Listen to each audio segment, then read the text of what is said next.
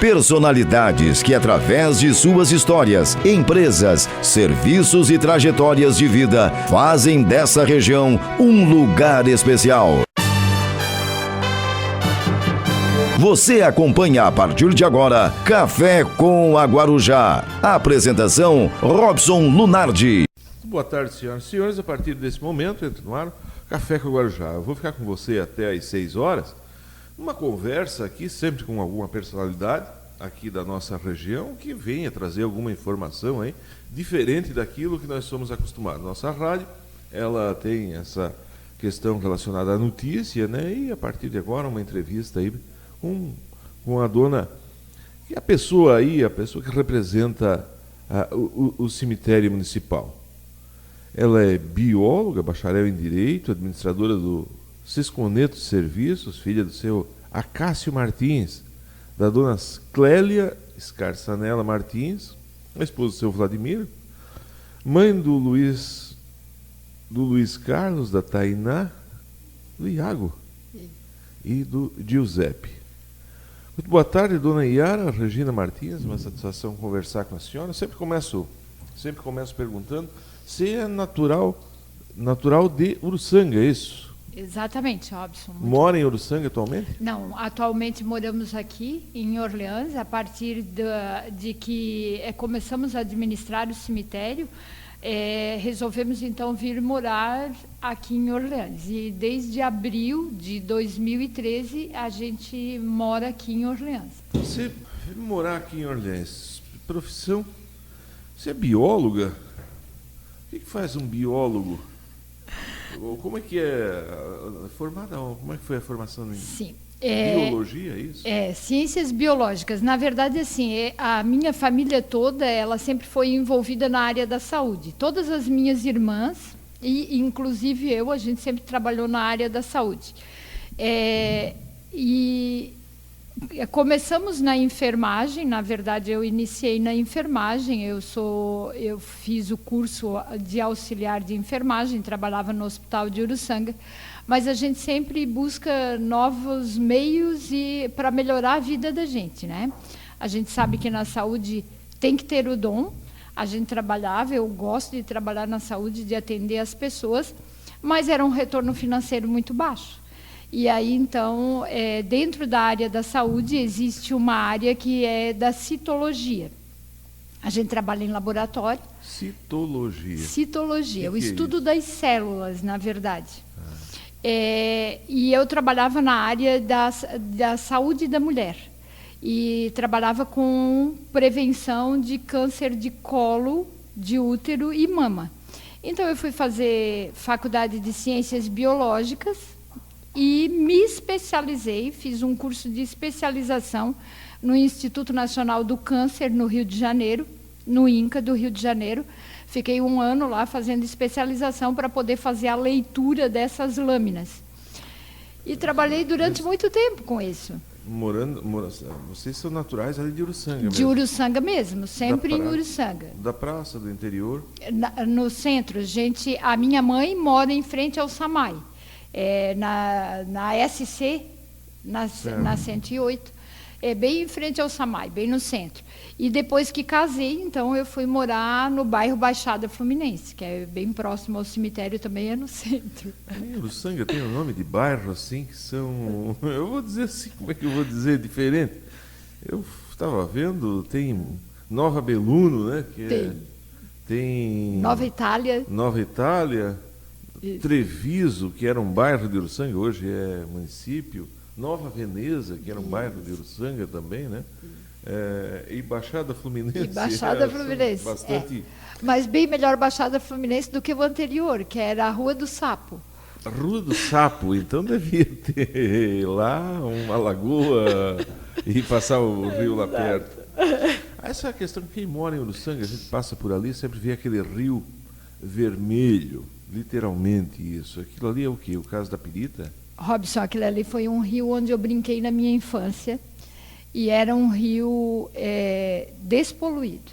A partir da exploração do carvão, em Santana, Rio Carvão, que é por onde passa esse rio, os lavadores de carvão acabaram contaminando todo o rio, né? Naquela época não havia isso, existia Marion, não sei se tu ouviu falar sobre isso, que era a máquina, né, que escavava, fazia a extração do carvão a céu aberto. E aí lá tinha um lavador, lá em Santana. Tinha um lavador. E esse lavador de carvão, toda a água era colocada no rio. E até hoje não tem mais, é muito metal pesado, né, nos rios, então não tem como. Você chegou a conhecer o rio despoluído ali? Despoluído. Ninguém fez nada nesse tempo? Olha, a preocupação maior era a economia naquela época, não se tinha muita preocupação com o meio ambiente nem com as consequências disso. Na verdade, o que se queria naquela época era a exploração econômica. E como lá existia... Dá emprego? Deu bastante emprego. Toda a cidade de Uruçanga, a economia da cidade de Uruçanga era da mineração. O pessoal saiu do interior, saiu da agricultura para ir trabalhar na mina. Por quê? Porque se aposentava com 15 anos, mas não sabia das consequências disso. A grande maioria daquelas pessoas que trabalharam lá em Uruçanga na mineração morreram pouco depois de se aposentar. Porque não existia a tecnologia tão avançada para se detectar os problemas que o carvão fazia no pulmão daquelas pessoas. A grande maioria, como eu trabalhei bastante em hospital, a gente via os antigos mineiros, né, aqueles que se aposentaram da mina, tudo morrendo de pneumoconiose. Tudo morrendo de pneumoconiose. Mas o pessoal ia trabalhar na mina por quê? Porque se aposentava com 15 anos. Não era porque gostava de trabalhar na mina ou porque isso rendesse, era porque ia se aposentar com 15 anos de trabalho. Teve até um teleférico ali, né? Teve, lindo, muito lindo. Passava em frente à minha casa. Na nossa infância a gente via aquelas caçambas passando lá constantemente. Como é que era isso? Era um cabo de aço, tinha um cabo de aço, 4 na verdade, 2 que ia e 2 que voltavam, né? E a caçamba era pendurada ali com as rondanas e eles iam lá da estação, do bairro Estação? Parava no bairro da Estação, lá onde tem hoje, onde se coloca lá o carvão para carregar o trem, lá na estação do trem, e saía lá de Santana. Então, em Santana, eles colhiam o carvão, enchiam aquelas caçambas e desciam. O transporte era feito por teleférico. Muito melhor, né? Porque ele vinha por cima, não tinha problema de estrada, não tinha problema de nada disso. Nunca ninguém se pendurou lá em cima e veio e vinha... Não, era uma coisa até bem organizada para a época que era, assim, para a época que era... Estão falando o quê? Década de 80, isso aí? 70, 80. E Polônia, chegaram a ver peixe lá naquele riozinho? Naquele ali onde passa em frente à casa da minha mãe, ali a gente não viu, mas onde a minha nona morava, que era no Rio Carvão, lá muitas vezes pescavam, tomava banho, né? Brincava lá em cima, tinha muitas pedras, era bom assim da gente brincar. Certo, e hoje, isso fazem 20 anos... 30 anos e hoje não tem mais nada. Hoje nem tem mais como andar naquele rio, não dá nem para andar lá dentro. Né? Não tem, é muito metal pesado, aquilo é todo contaminado com a pirita, né? Para quem não conhece, assim, que aquilo é uma verdadeira desgraça, é uma tragédia. É uma tragédia. Você nasceu em quantos na família? Nós éramos em 10. Minha mãe teve, na verdade, a minha mãe teve 12 filhos. 2 deles faleceram um pouquinho antes de nascer, né? Não chegaram a nascer. E os 10, então, minha mãe, todos nós, meus irmãos, na verdade, os mais velhos, eles, em Uruçanga, tinha o padre Agenor que tinha rádio, eles trabalharam em rádio a vida toda, né? Até minha irmã mais velha também, ela trabalhou no transmissor da rádio. Tinha 2 que trabalhavam no transmissor. Tem o Ruberval e o Preto, então, o Trovão, como era conhecido, era locutor da rádio. Eu acho que eu cheguei a trabalhar o Trovão. Trovão trabalhou na RBS também, isso, exatamente. Morou nos Estados Unidos depois, em Boston, é isso? Não, ele teve, o Ruberval não. O Faísca até hoje ainda trabalha na RBS. Foram os 2 que ficaram na rádio por bastante tempo. O Trovão não trabalhou aqui por Orleans, na Rádio Guarujá, não? Não. Então deve ser um outro locutor chamado Trovão. Pode ser. Ele trabalhou bastante tempo. Depois, assim que a RBS, era a Rádio Eldorado, na verdade, a TV Eldorado, no início, quando iniciou a RBS, e aí eles foram trabalhar para lá. Tanto o Faísca, porque era mais miudinho, né? Eram 2 irmãos, e o outro que falava com a voz bem grossa, então o Trovão. E o Faísca até hoje permanece na RBS, trabalhando na RBS, e com o mesmo apelido, né? Se chamar pelo José Carlos, ninguém entende, mas não sabe quem é, mas é o Faísca. Chegasse a conhecer o padre... Claro que conheceu, quem não conheceu em Uruçanga, o padre Agenor da rádio. Padre Agenor da rádio. Padre Agenor... Eu estudei, na verdade, as minhas séries iniciais foi no Paraíso da Criança. E lá... O que era o Paraíso da Criança? O Paraíso da Criança, na verdade, ele era um orfanato. Mas dentro do orfanato, ele virou um educandário. Então, tinha lá todas as crianças pobres do município, e nós éramos dessas famílias pobres. O Padre Agenor, então, as séries iniciais eram com as freiras. Eram as freiras que davam aula para a gente. Lá existia uma congregação que tomava conta, ajudava lá o padre. E da 1ª à 4ª série era o Paraíso da Criança. E aí tinha as escolas estaduais também. Mas nas escolas estaduais eram para as famílias mais abastadas, né? As menos abastadas era o Padre Agenor que mantinha a gente lá, porque eles davam lanche, a gente tinha o lanche, não precisava levar de casa. Eles acompanhavam também a vida fora do educandário, né? Então a gente tinha outras tarefas para se fazer e as irmãs é que acompanhavam todas essas tarefas. Você é educado por irmãs, assim, tem essa característica até hoje, que carrega delas, assim, como é que era estudar com as irmãs? Era tudo muito rígido, é por isso que hoje eu vejo assim os meus netos, a minha filha educando os meus netos, e já tenho uma neta mocinha, e eu vejo assim, a gente era tudo regradinho, né? Não se precisava falar muito. Era só olhar, a gente já sabia que não podia fazer, né? Então, só que muito mais rígido, muito mais... se fosse indisciplinado, na verdade, tinha castigos, né? A gente ficava trancado lá num quartinho até a gente pensar o que a gente tinha feito de errado e pedir desculpa para a pessoa que a gente tinha errado. Isso acontecia lá dentro do colégio de freira. O cantinho do pensamento. Hoje é cantinho do pensamento, bota numa cadeirinha e deixa ali pensando. Na nossa época era num quarto escuro. Era num quarto escuro. Não tinha muito... Era o isolamento. Era o isolamento, tinha que ficar lá pensando, não podia falar com ninguém e refletir sobre aquilo. Primeiro a irmã dizia, tu sabe que tu fez errado. Tu sabe que a tua atitude era errada. Por que é errado? Agora tu vai ficar aqui sentadinha, pensando, até tu ter consciência que tu fez errado e pedir desculpas. E era assim que era a nossa vida. E isso, às vezes, pegar esse italiano teimoso ali da Uruçanga, isso, às vezes, levava a gente que foi ao meio-dia.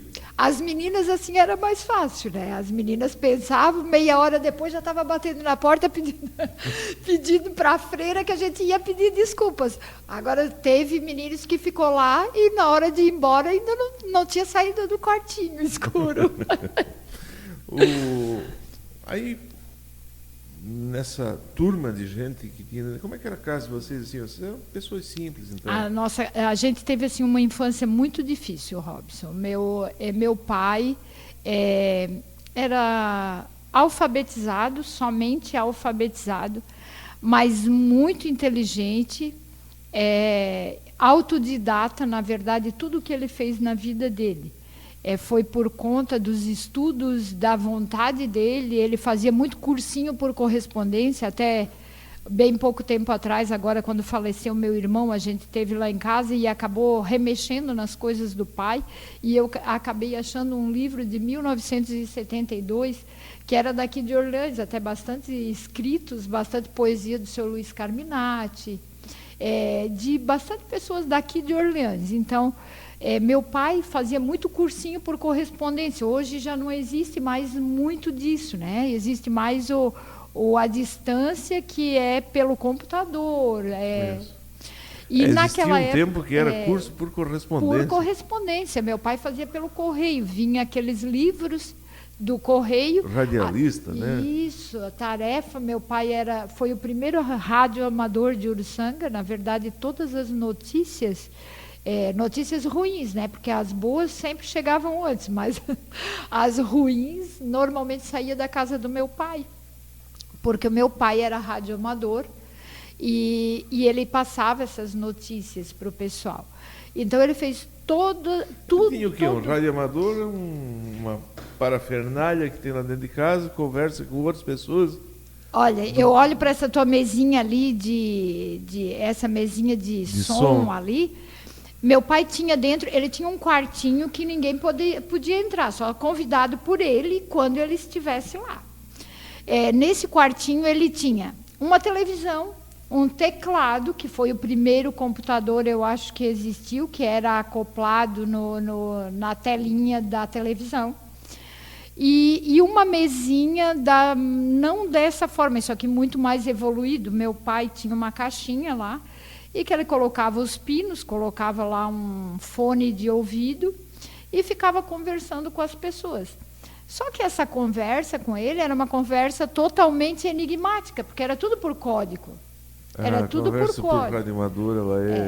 Era tudo por código, a gente quase não entendia. Entendia o que ele traduzia para a gente, né? Mas ele ficava tempo ali, dentro daquela salinha, conversando com pessoas do mundo inteiro. Não era só do Brasil, era do mundo inteiro. Ele conversava, existiam alguns encontros anuais que eles se encontravam, esse pessoal que conversava, se encontravam e faziam uma amizade assim, dessa forma. Ele passava isso para as pessoas, para o rádio, como é que era? Ele passava, assim, na verdade, era um serviço de utilidade pública, né? Ele foi o primeiro em Uruçanga, depois teve o Sargento Neri também, que teve o rádio amador. Então, os dois que comandavam ali.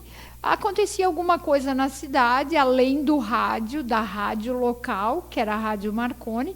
Além da Rádio Marconi, tinha o seu Acácio, então, que transmitia para mais longe, onde a rádio não alcançava, o meu pai alcançava com o rádio amador.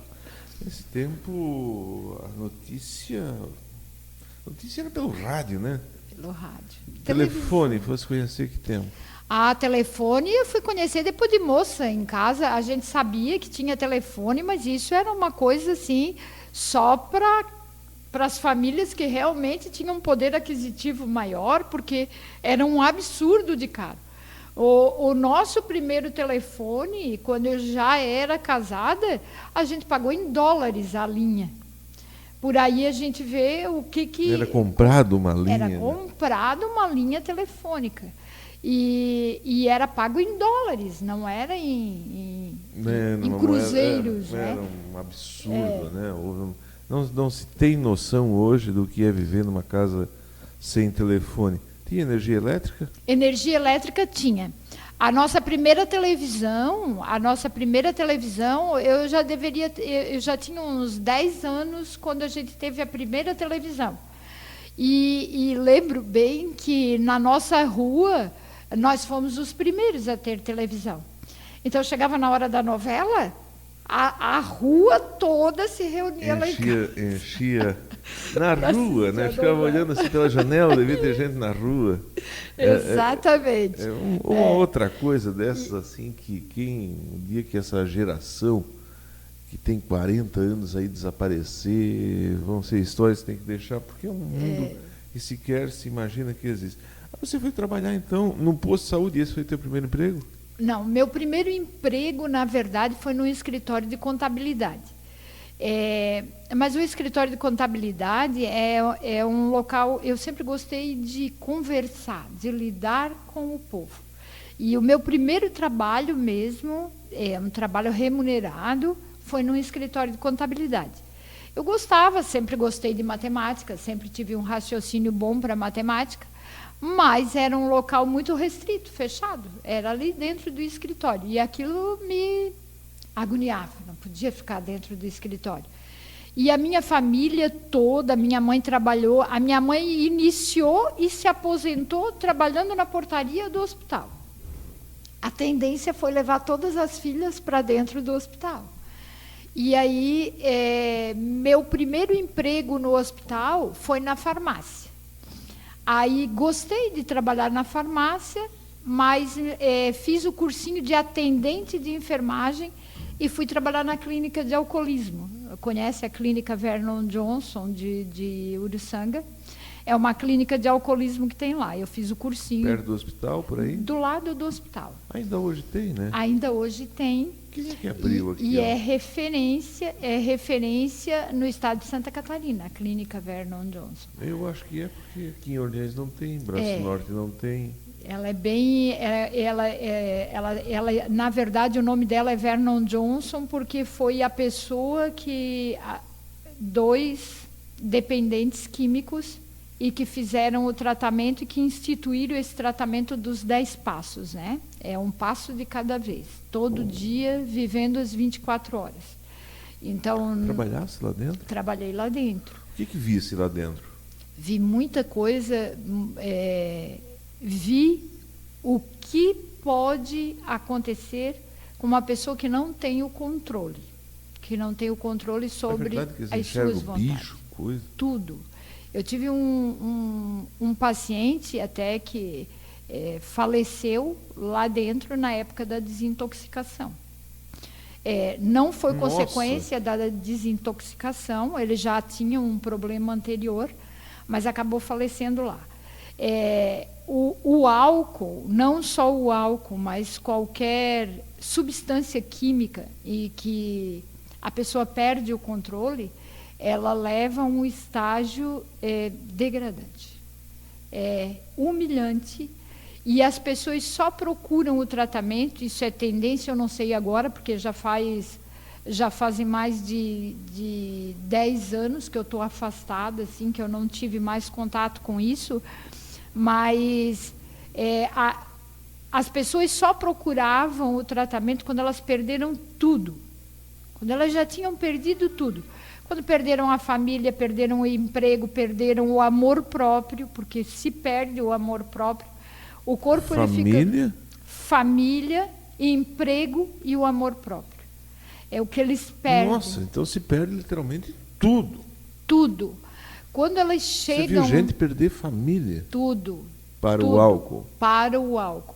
E quando chega lá dentro e que eles começam a fazer os 10 passos, que eles começam a voltar a ter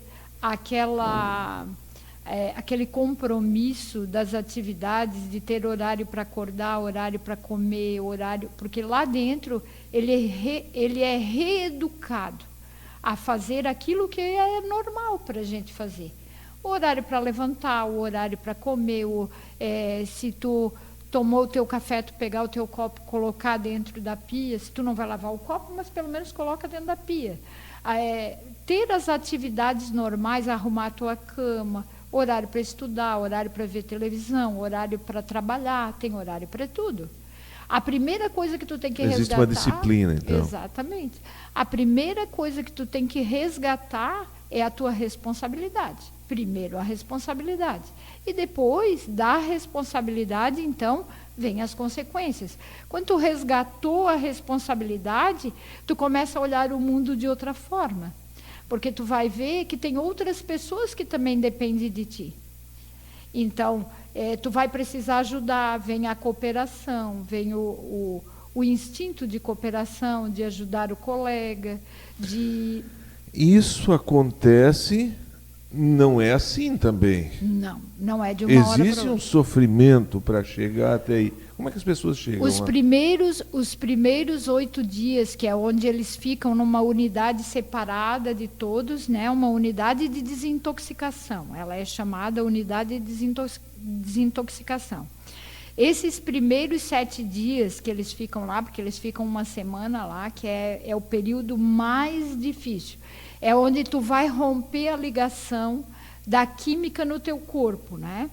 Então, naqueles primeiros dias que eles ficam ali, é horrível, Robson, ver o que acontece com as pessoas, de que forma o nosso corpo reage com a falta daquela substância química que tu costumava alimentar o teu corpo. É horrível. São momentos em que a pessoa tem sudorese, elas suam muito. Elas têm que tomar muito líquido para ajudar a desintoxicar, eliminar todas as substâncias, né? Na época que eu trabalhei lá, eu não sei se hoje continua assim, eu não posso dizer, mas na época que eu trabalhei lá, muito difícil o psiquiatra usar algum tipo de medicamento. O que ele fazia? Ele usava um tipo de medicamento que era para dormir, né? Se tomava à noite para dormir, porque o organismo reage de uma forma em que tu perde o sono, tu quer ir buscar a substância para suprir aquela necessidade. Então, ele usava um medicamento que era para acalmar, para dormir à noite, e no mais, era reposição de vitaminas só. Porque quando eles estão desintoxicando, eles perdem muitos sais e vitaminas e tudo mais, né? Então, o tratamento nesses 7 dias, o que era? Muito líquido, aquele medicamentozinho para acalmar, para dormir, e observação. Mas a gente via muito delírio. Tem o delírio, assim, muito que vê delírio. bicho, coisa. Vê, é muito delírio. E assim, grito, choro. Tudo que tu pode imaginar. É horrível aqueles primeiros 7 dias. Tem paciente que leva um pouquinho mais, né? Tem paciente que leva um pouquinho mais de tempo, mas na grande maioria, a partir do 5º dia, isso já vai amenizando, esses sintomas já vão amenizando. E aí, depois dessa fase, então, eles passavam para uma fase intermediária, daí já ia para dentro da clínica. Aí, lá dentro da clínica, então, começava toda a responsabilidade. Eles têm muitas reuniões de conscientização, onde trabalha assistente social e psicólogo e o psiquiatra. Eles trabalham em conjunto. E, na verdade, o tratamento da clínica Vernon Johnson é uma conscientização. A pessoa vai lá, ela deixa de usar a substância química, desintoxica e vai reaprender a viver na sociedade e resgatar aqueles valores que perderam, né? E aí perderam a família, perderam o amor próprio, perderam o emprego, perderam tudo. Eles estão lá perdidos, eles não sabem mais o que fazer. E só procuram um tratamento. O importante do tratamento, na época, era que a pessoa queria fazer. Ela teria que ter consciência que ela ia ficar lá por 30 dias. Porque se ela não quisesse ficar, não internava. Por quê? Eu sei que eu estou com um problema e preciso de ajuda. Preciso de ajuda. Então, a pessoa que vai para lá... Perdi a minha família, perdi o meu emprego, preciso de ajuda.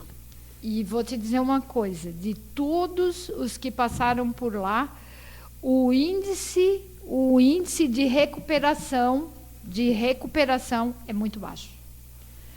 Mesmo com todo o sofrimento? A grande maioria recai. Deve ser um momento bonito, assim, a chegada da esposa, dos filhos lá, né? É bonito e triste ao mesmo tempo, porque a grande maioria a gente percebe... Bonito, que eu digo assim, emocionante, eu acho a palavra. Emocionante, porque quando elas não acreditam. Elas não acreditam mais. Acreditaram tanto, tanto, tanto, e sempre voltando. E quando chegam lá, o importante desse tratamento também, Robson, é o tratamento que eles fazem com a família. Eles ensinam como a família deve lidar com este dependente. Com este dependente. Porque é um eterno tratamento.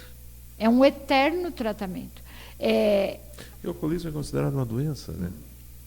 É uma doença e é uma dependência assim, ó, tu tens que estar te policiando todos os dias, tu tem que saber... Incurável, então. Incurável. Porque tu tens que saber que a distância entre você e retornar e a recaída é o teu braço. Sempre. Ninguém vai botar um copo de bebida na tua boca, tu vai botar se tu quiser. Não é verdade? E se tu pode estar há 20 anos em recuperação, há 20 anos em abstinência, e não ter mais usado. Se tu der o primeiro gole, automaticamente tu vai voltar a beber. E aí pior. Bebe tudo aquilo que não bebeu durante todo esse tempo. Né? Acontece então chegar lá pessoas que recaíram. Que recaíram depois de muito tempo. Olha depois só. de muito tempo. A autoconfiança, né? No hospital, como é que também trabalhar dentro do hospital é outro emprego? Trabalhei também dentro do hospital. Aí depois que eu já estava na clínica e fiz o curso... Lá atrás, você falou que foi para o Rio de Janeiro, né? Isso. Teve contato com os cancerosos lá? Sim. Ou na clínica? Não, eu trabalhei, na verdade, a minha especialização... No laboratório, ou nessa especialização de laboratório, foi? A minha especialização foi dentro do Hospital do Câncer, na verdade. Nossa, nós tínhamos então, um laboratório. Que é o outro momento da vida. Lá é triste, a gente vê muitas coisas assim, são coisas que todas as pessoas deveriam ver para saber o que é o ser humano. O que é o ser humano? Todos nós somos iguais. Todos nós somos iguais. E o nosso organismo... Enquanto pessoa. Enquanto gente, enquanto ser humano. Enquanto né? Animal humano. Enquanto animal, as nossas células são todas iguais. Não existem células diferentes. As células são todas iguais. Existem, sim, as células diferentes. Tem células de vários tipos, mas que compõem o nosso corpo, que compõem o corpo humano, o grupo de células, eles não são diferentes um do outro. Todos são iguais. E todos eles são propensos a esse tipo de doença. Todos eles são. Porque o câncer, na verdade, ele é uma reprodução anômala. Se você ficar batendo o dia inteiro... É isso? Reprodução? Anômala. Na verdade, ela se reproduz de forma anormal. É a mesma coisa que eu pegar algo aqui e ficar batendo todos os dias, constantemente, em cima do meu dedo, certo? A minha célula, para se reproduzir, a minha célula da pele, ela se reproduz diariamente. Tanto que a gente toma banho para descamar essas células que já estão velhas, que estão mortas, porque a nossa célula se reproduz, certo? Isso é um processo normal. Todo dia acontece isso. Se eu todos os dias ficar batendo aqui e em cima, por exemplo, vou te dar um exemplo bem fácil. Sapato. Tu vai usar sapato, tu não faz calo? Faz. Por que faz o calo? Porque aquele sapato que tu estás usando diariamente, ele está encostando a maior parte do tempo ali em cima. O que acontece? As células vão se reproduzir para se proteger. Elas querem se proteger, para tu não fazer uma ferida, para tu não fazer nada disso. Então, tu faz aquele calo. Tu pode ver que ali em cima a pele é mais grossa porque ela está se protegendo. Existe uma vida, então, vamos dizer assim, dentro do nosso corpo? Sim, todas as nossas células têm vida, tanto que elas se reproduzem, certo? Inconsciente. Eu não posso chegar e dizer, não, eu não quero que faça o calo ali. Quer dizer, tem uma vida paralela dentro do corpo. Ela tem, exatamente. E se você ficar agredindo constantemente aquilo ali, automaticamente vai chegar uma hora, enquanto ela está tendo o sinal que é para ela se reproduzir só para se proteger, é uma coisa, mas vai chegar um momento em que ela pode... Não tem um dia que a gente está com sono e acaba batendo a cabeça? Não é assim? Com a célula acontece a mesma coisa. Ela pode bater com a cabeça e começar a se reproduzir constantemente, e aí vai ser anormal. Aí vem o câncer. É assim que acontece. No laboratório vocês enxergam isso? Sim, a gente enxerga. Primeiro, como é que... Aí tem gente que diz assim, mas e como é que tu conhece que é câncer? Certo? Primeiro a gente treina os olhos da gente para ver o que é normal. O que é normal. A célula normal, ela tem o núcleo, ela tem o citoplasma, ela tem a membrana. O núcleo tem que ser... Dá para ver no microscópio. No microscópio. Tudo certinho. E é lindo. É tudo colorido. A gente usa uns colorantes dentro do laboratório, em que a gente faz, então, para diferenciar as cores, para a gente saber, o corante laranja cora o citoplasma, o corante roxo cora o núcleo. Tudo que... Aquelas historinhas, então, contavam para nós, das crianças lá, que existe o organismo de defesa, o soldadinho e coisa, o corpo da gente, e é isso aí, então. Exatamente. Célula é isso. É isso. Tem mais de um tipo? Tem muitos tipos, tem muitos Célula do tipos. cabelo é um tipo, célula da carne é outro. Tem célula glandular, célula escamosa, tem vários tipos de célula. E vários formatos de célula, várias formas. Por exemplo, quando uma cidadezinha, vamos dizer, um corpo é uma cidade. Quando tu vais fazer um exame de sangue, o que tu acha que no laboratório eles examinam? Eles vão examinar as células do teu sangue. Os glóbulos vermelhos, os glóbulos brancos. Dentro dos glóbulos brancos tem vários soldadinhos, que são esses que defendem. Cada um tem um modelinho, cada um tem um tipo, e é aquilo que eles vão examinar no laboratório quando eles vão fazer o teu exame de sangue. O teu exame de urina, qualquer tipo de exame. Eles vão avaliar aquelas células que estão presentes naquele conteúdo. E a doença, o que é, então? A doença é exatamente isso. Normalmente, o câncer, as células se reproduzem indiscriminadamente, entendi. Indiscriminadamente. Não tem como alguém não estar ali para dizer, para, por causa que vai matar o homem. Exatamente. E a doença em si? A doença da mesma forma. Algo anormal acontece. Normalmente, o que a gente faz? Quando a gente está com febre, o que a gente faz? Está com febre, vamos tomar o remédio. Aí ataca a consequência e não sabe qual é a causa. Quando tu estás com febre, é sinal de que algo errado está no teu organismo, tem alguma coisa anormal. Ou você está com, ou tem alguma bactéria que entrou e está querendo entrar no teu organismo e essas células vão defender, e aí acaba acontecendo a febre. E a gente normalmente o que faz? Elimina a febre e não sabe de onde vem a febre. Por isso que a gente tem que procurar o médico. Tem que ir no médico porque ele vai descobrir a causa da tua febre e não a consequência. Lá no Hospital do Câncer, o que visse lá dentro? Chegasse a chorar alguma vez lá? Muitas vezes. Muitas vezes. Eu chorei vendo aquilo. Aqui a gente quase não vê as formas mais graves de câncer. A gente quase não vê. A gente sabe que tem o câncer, aí diz, é o câncer de pulmão. Mas o câncer está lá dentro do pulmão, tu não enxerga, certo? Dentro do Hospital do Câncer, eu vi muitos cânceres externos, principalmente de cabeça e pescoço. É chocante. É assim, eu não gosto nem de falar porque eu sinto assim, o que eu vi. Na condição de entrevistador, eu fico imaginando que o pessoal lá em casa tem a curiosidade de entender e ver. O que você viu lá dentro? Eu vi assim, a gente fala o câncer vamos dizer, de cabeça e pescoço. Normalmente o que acontece? Vou te dar uma explicação assim mais algo mais comum que todos veem. Você já viu um furúnculo? Já viu? É conhecido. Erupção de pele, vermelhão. Que o pessoal chama hoje furúnculo. Hoje não se vê mais. Mas antigamente, quando a gente era bem criança, a gente via verno, isso. Não sei o que, tinha um monte de doença. Exatamente. Isso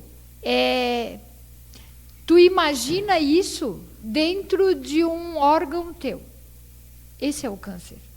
Isso é o que acontece. entendeu? É como se fosse uma ferida, é algo que não tem explicação, não dá para explicar. E é sem domínio, tu não consegue fazer nada, aquilo vai crescendo desmedidamente. Não adianta tomar antibiótico. E aí não adianta fazer. Dor. Dor, a pessoa sente dor. É triste, é muito triste. Eu não gosto nem conhecido lá dentro do... Não, conhecidos não, porque na maioria, quem vai para o Rio de Janeiro, quem vai para o Hospital do Câncer do Rio de Janeiro, são pessoas do Sudeste para cima, né? O pessoal daqui do Sul procura mais ou Porto Alegre ou São Paulo. Pessoal daqui do Sul. Então, como eu estava no Rio de Janeiro, eu não via pessoas daqui. Mas na época em que eu fazia especialização lá, minha irmã, mais velha do que eu, foi detectado câncer de mama e eu levei ela para lá. Na tua irmã? Na minha irmã. O Drauzio Varela tem um livro que ele fala a respeito do câncer, falando do câncer, por um fio, se eu não me engano, falando a respeito do irmão dele. Exatamente. Como é que foi o teu caso? Tratar de paciente é uma coisa. Isso, de um familiar é totalmente diferente. E aí, quando eu estava lá fazendo, a minha irmã foi detectado câncer de mama aqui em Criciúma. E aí eu levei ela para lá. Eu estava lá com a referência no Brasil, que era o Dr. Kripa, né? Que era a referência em mastologia. Então eu disse, não, vou levar minha irmã para lá, eu vou trazer para cá e ela vai se tratar aqui. E realmente eu consegui lá uma consulta com o Dr. Kripa e ele disse, não, traz ela para cá, a gente vai tratar aqui. Ela foi, ele examinou, ele disse, olha, a única saída é uma cirurgia, é a mastectomia.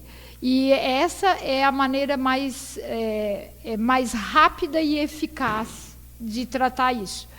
E ela chegou lá, fez a consulta e tudo, e chegou na hora, ela disse assim, olha, eu prefiro, porque lá estávamos só eu e ela.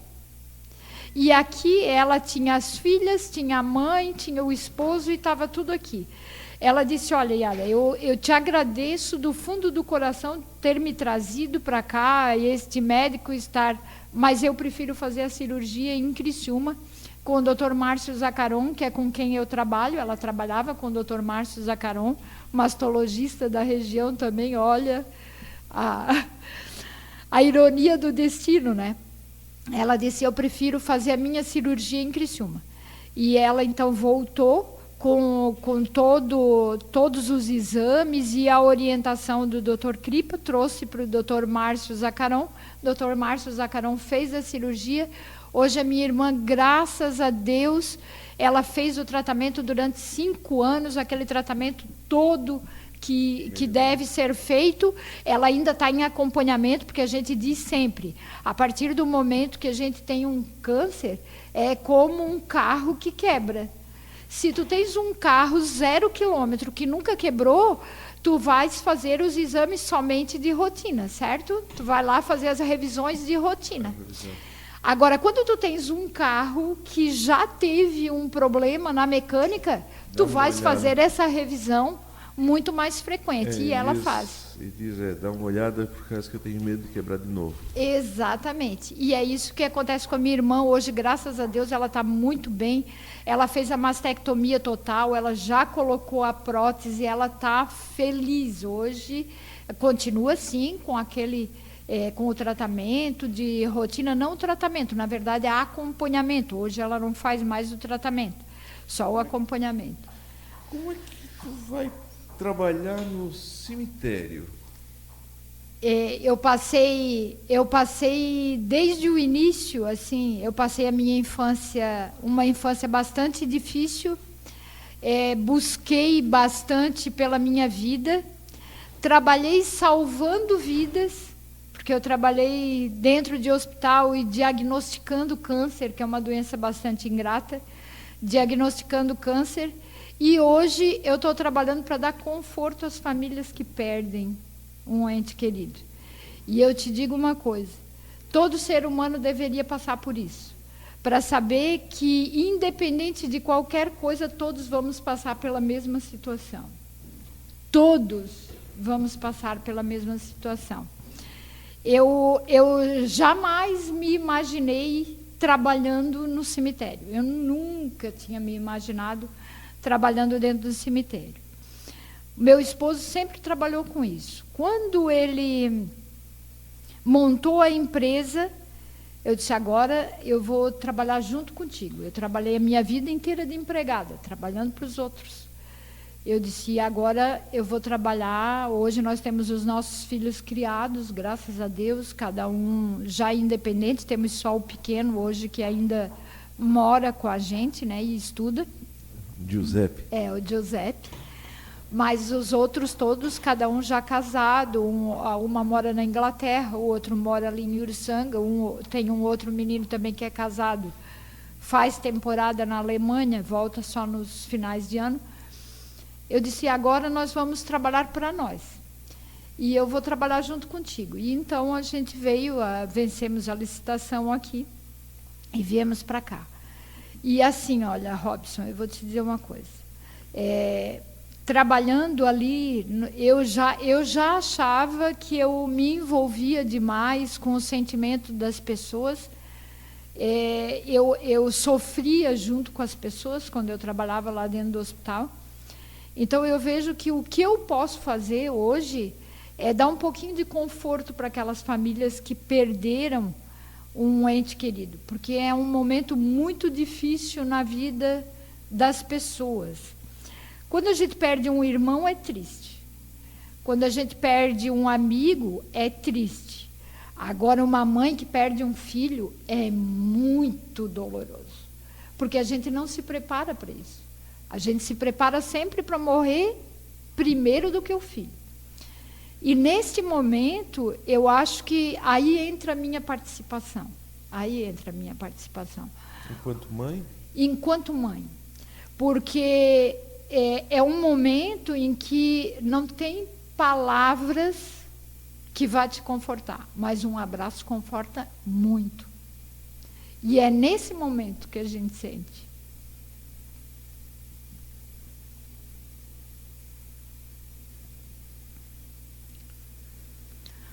Você chora junto lá? Muitas vezes.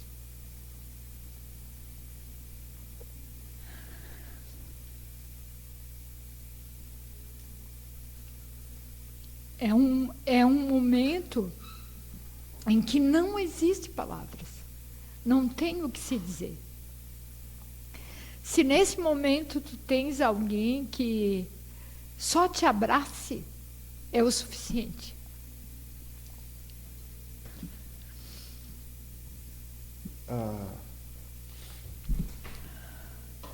Não vou citar, seria indelicado da minha parte perguntar qual foi o velório que mais te gerou comoção.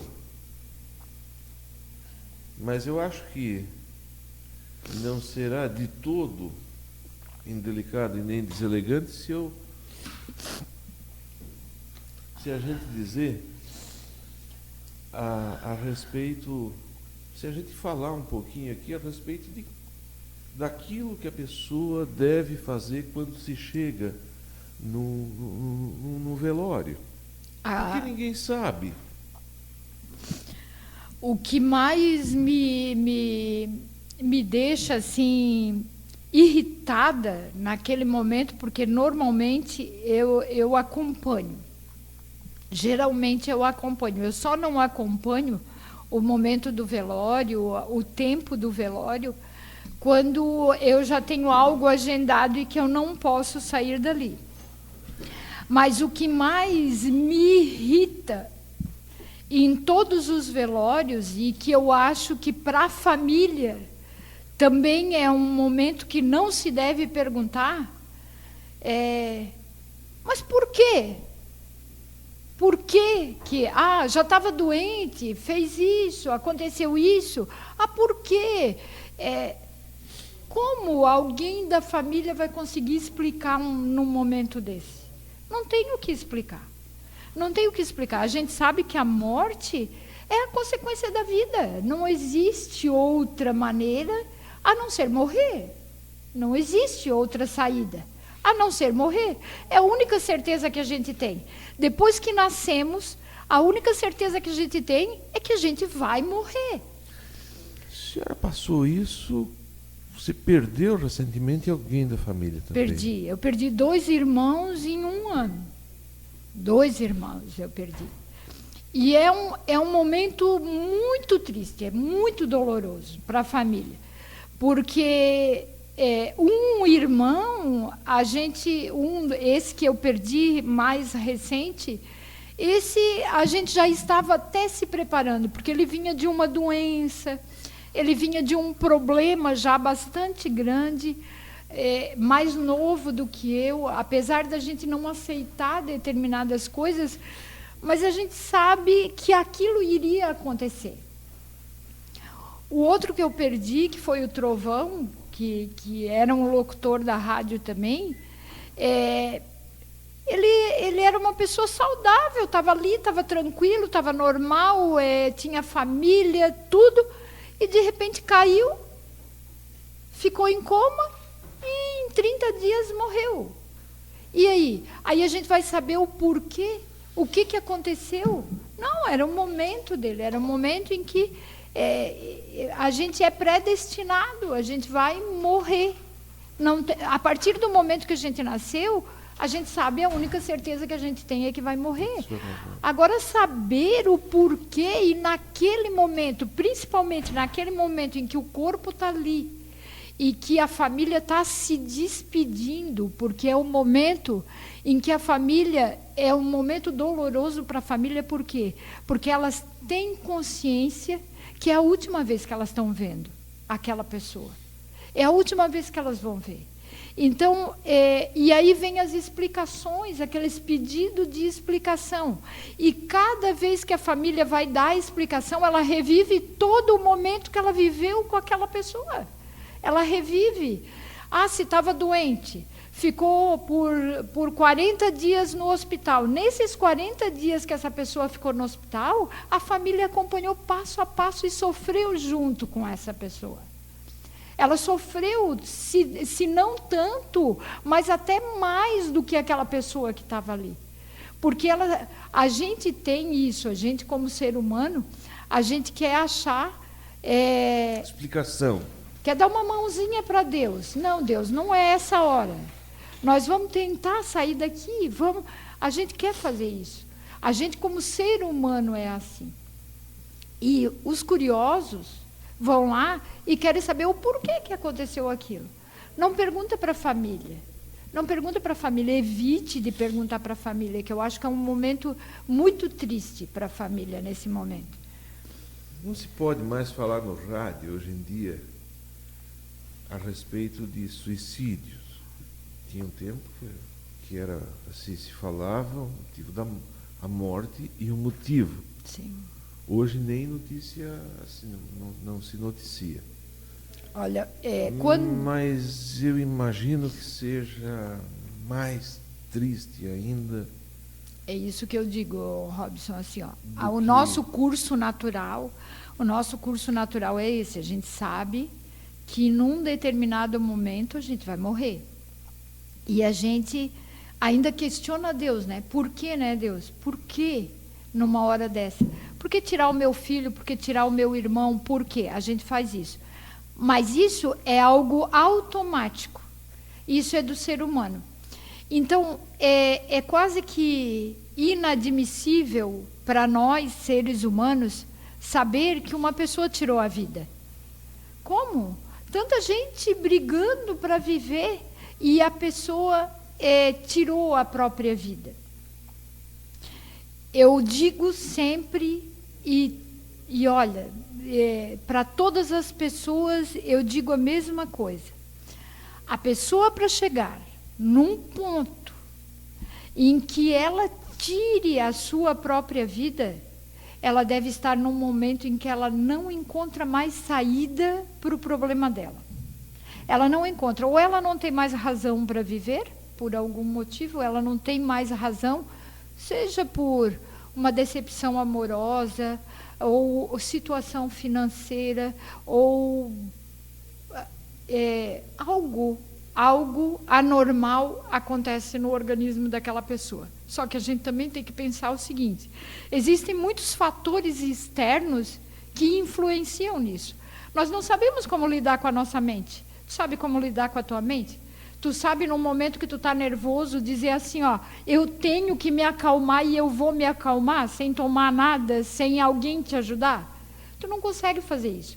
Tem um momento que a gente perde o controle. E muitos fatores externos contribuem para isso. Eu vim para cá, para Orleans, e eu tenho dito sempre que 3 coisas assim me chamam muito a atenção com relação à causa da morte. Primeiro, de onde eu venho, era muito difícil a gente ouvir que uma criança morreu. Aqui, a gente tem um índice bastante elevado de morte infantil. Outra coisa, o índice alto de suicídio e o índice muito alto de câncer aqui em Orleans. Mais do que em Uruçanga, esses 3 casos.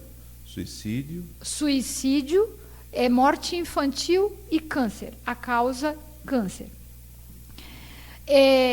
Já se parou para pensar aquilo que eu disse desde o início, quando eu vim para cá, e que a gente começou a fazer o recadastramento, e eu pedia para que levassem a certidão de óbito. Quando eu pedia para levar a certidão de óbito, é porque o meu objetivo é fazer um levantamento das causas da morte. O que leva à morte? Qual a faixa etária? Isso tudo, esses dados estatísticos, se a gente se juntar com a Secretaria de Saúde, isso tudo é um dado importante. Pode haver uma causa externa que influencie isso. Eu, nesse pouco tempo que eu tenho de Orleans, eu procuro observar o que acontece no meu entorno. E eu tenho procurado conhecer, como Orleans é muito grande, eu não imaginava que Orleans fosse tão grande assim, eu não imaginava. Eu procuro, assim, sair para o interior para conhecer, para saber qual é o índice mais alto, o que move a economia de Orleans, quais são as atividades dos orleanenses. Eu gosto disso, eu gosto de estudar, eu gosto de pesquisar. E como eu venho, eu sou bióloga, né, de formação também, então eu estudei muito lá, a gente estudava muito sobre o meio ambiente e tudo mais. E eu sei que o agrotóxico, ele tem uma influência muito grande externa no organismo da gente. E por que não fazermos uma pesquisa? Isso tudo a gente deve fazer. Se existe esse índice alto e existe uma probabilidade da gente diminuir essas causas, por que não nós, como ser humano, ajudar a fazer isso? Não é? Como eu venho da formação e eu sempre me envolvi muito com as pessoas, a gente tem que descobrir uma causa. Se a gente descobrir a causa, a gente acaba diminuindo a consequência. Porque a gente vai tomar algumas medidas, a gente pode tomar algumas medidas que pode isolar a causa. E se isolarmos a causa, não vai haver a consequência, com certeza. Você está chegando aí próximo de 2 de novembro, né?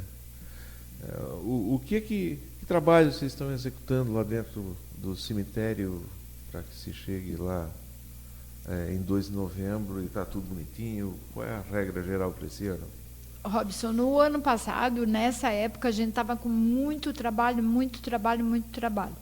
Por quê? Eu imagino que, por sermos novos, seria o primeiro ano de finados que a gente faria aqui. Os titulares lá dos jazigos não conheciam o nosso trabalho, não sabiam de que forma a empresa trabalharia para que chegasse em finados e tivesse do jeitinho que eles queriam. Esse ano, todo o trabalho que nós fizemos o ano passado, nessa época de agosto até novembro, nós diluímos durante o ano.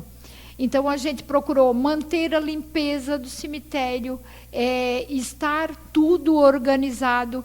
A grande maioria, a maioria maciça, já está recadastrada, a gente já conhece quem são os titulares.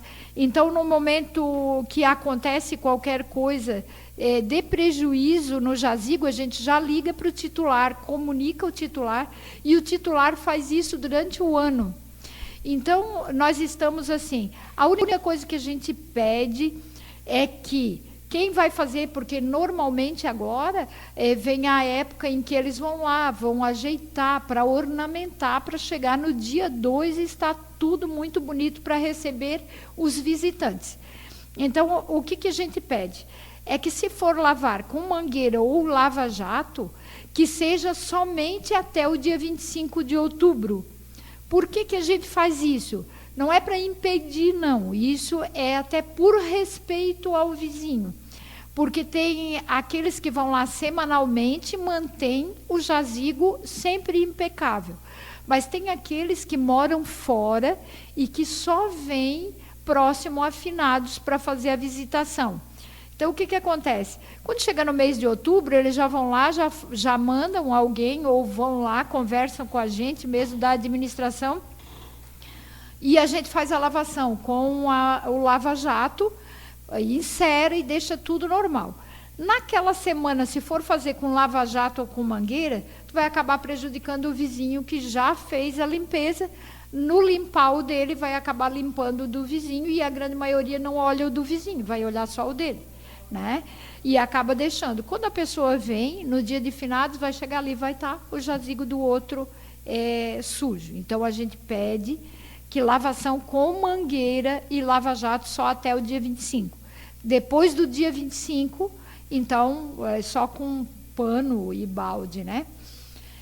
Uma outra coisa que a gente pede também é com relação à pintura. Muito pouco jazigo dentro do cemitério, ainda que precise de pintura. A grande maioria é revestido com piso ou com granito. Então, aqueles que precisam fazer a pintura até o dia 10 de outubro.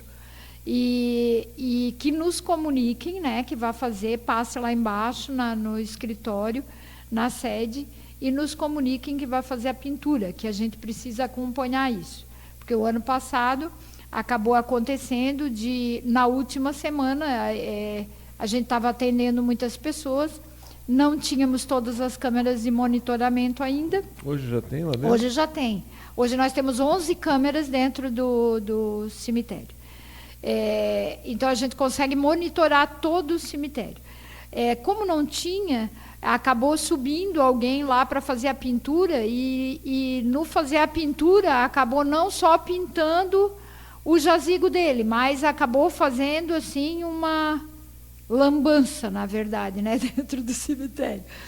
Então, o objetivo da Câmara eu entendo que o cemitério seja um local de paz, de tranquilidade. Qual é o objetivo das câmaras lá? Deveria ser. Mas existia muito o pessoal, como era um local de sossego, de paz, tinha pessoas que gostavam de namorar lá dentro, né? E também tinha muito adolescente e também adultos que utilizavam aquele espaço para fazer uso de drogas. Mesmo com o portão que colocaram lá em cima? Mesmo com o portão, porque o que aconteceu? A gente fecha todos os portões, mas os dois da lateral da capela, a gente acaba deixando encostado, porque eu acho que a gente tem que ter respeito com as pessoas também, que trabalham até mais tarde, e acabavam querendo... Tem pessoas que gostam de fazer as suas novenas lá dentro, cada um com a sua crença, acabavam indo fazer novenas, fazer as orações para o seu ente querido. E eu precisava deixar esses dois portões encostados. Então, o que acontecia? Hoje eu tenho a câmera de vídeo monitoramento em todas as entradas. Hoje eu sei quem entra e quem sai, né? Já viram alguma coisa? Já vimos algumas coisas.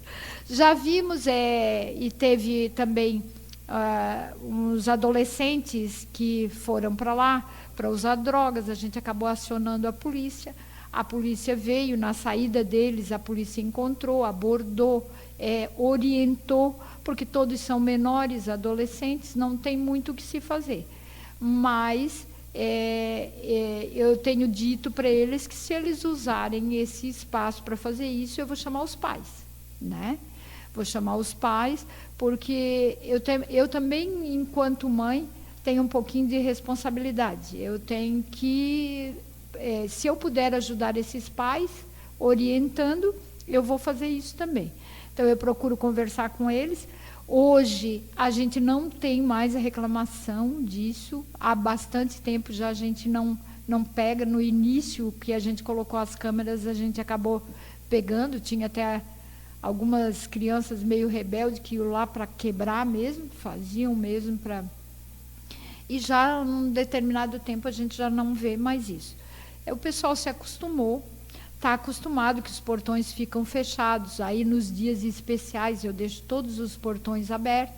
O pessoal entra, sai, ou então me comunica, né? Todo titular levou o cartãozinho, me comunica, eu abro o portão, acaba entrando por qual portão eles preferirem. Hoje, engraçado, comecei o programa tendo uma relação de perguntas aqui para falar, não vai dar tempo, nós estamos há 1h30 aqui conversando. Mas como é que você enxerga o futuro do cemitério? Como é que chama? Cemitério Municipal de Orleans? Cemitério São José? São José. São José. Como é que vai ser o futuro do cemitério? Hoje, Robson, nós temos um espaço bastante restrito dentro do cemitério São José. Para a entrada de novos titulares, quem tem lá, os titulares que lá estão, acredito que vão manter isso por toda a vida, passando de pai para filho, de filho para neto e assim vai. Acredito que eles vão manter esse espaço. Agora, para novos titulares, o espaço é muito restrito, muito restrito. Onde é que está uma capela hoje lá? Uma capela não, um túmulo. Para vender? Eu não posso te precisar esse valor, porque nós só temos para emergência. O que a gente fez? A gente acabou otimizando... Uma emergência é quanto? Uma emergência, uma gaveta em torno de R$ 5.500. E paga, tem o espaço e vai ficar pagando a anuidade. Mas é em torno disso. Por quê? Porque como é que a gente fez esses espaços? Esses espaços acabaram sendo... A gente fez gavetas individuais, com elas estendidas, com a portinha de vidro, para que cada um tenha um espaço. Ela tem um espaço de mais ou menos 20 centímetros dentro, para fazer as homenagens, colocar foto, acender, para ficar individual, para não ficar aquela coisa fria, só com a tampa ali. Então, como não existe um espaço hoje, se uma pessoa quiser ter uma capela, não tem o que fazer. Depende do material que tu vais utilizar também. Tem material que vai custar muito caro e tem aquele material básico, que vai te sair um preço mais em conta.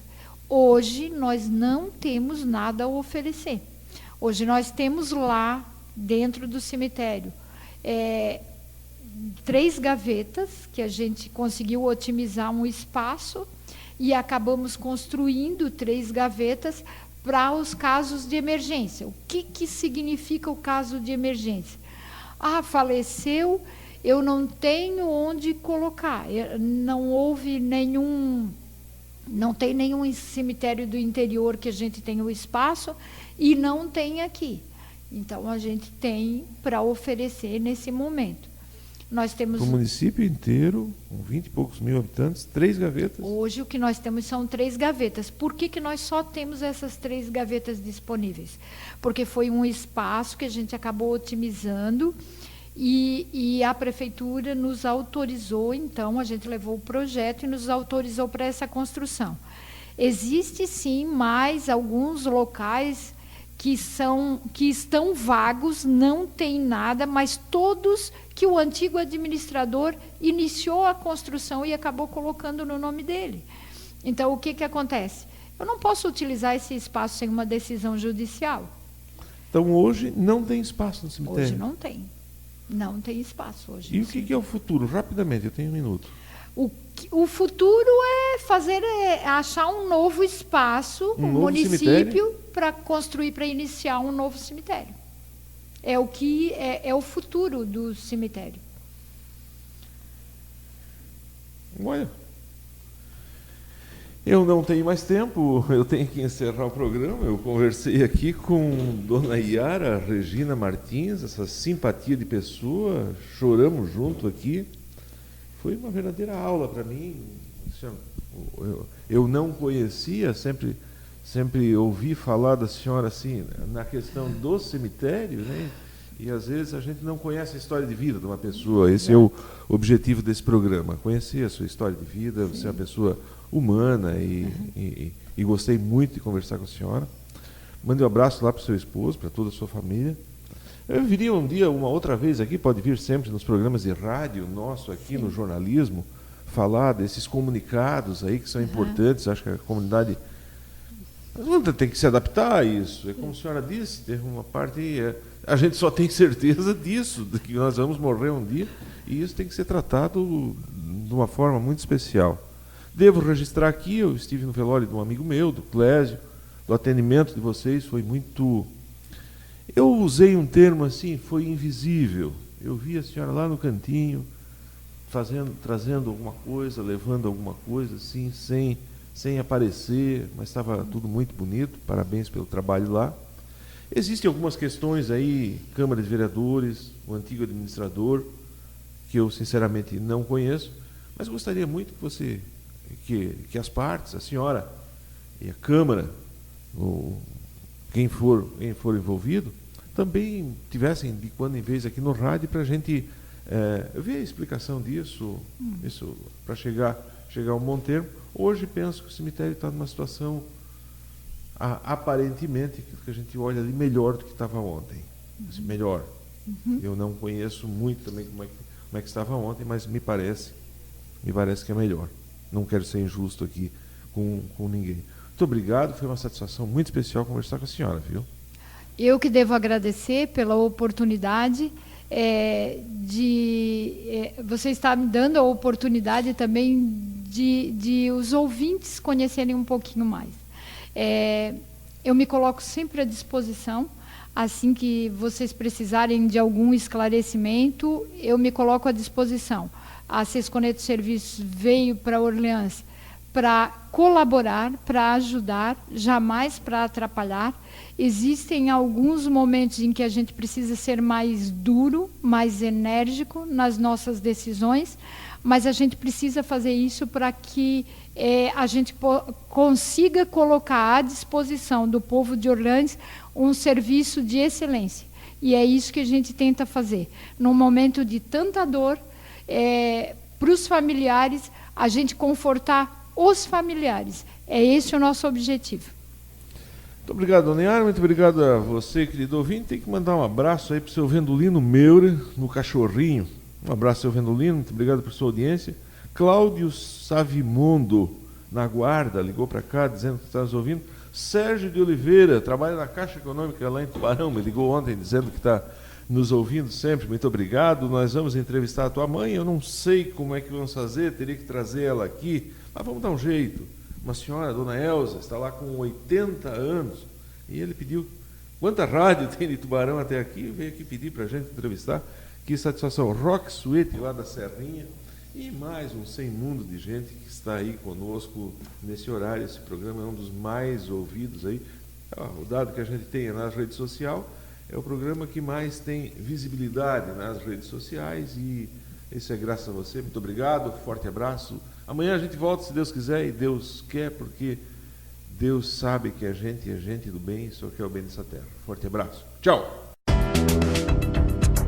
Personalidades que, através de suas histórias, empresas, serviços e trajetórias de vida, fazem desta região um lugar especial. Você acompanhou pela Guarujá Café com a Guarujá. A apresentação Robson Lunardi.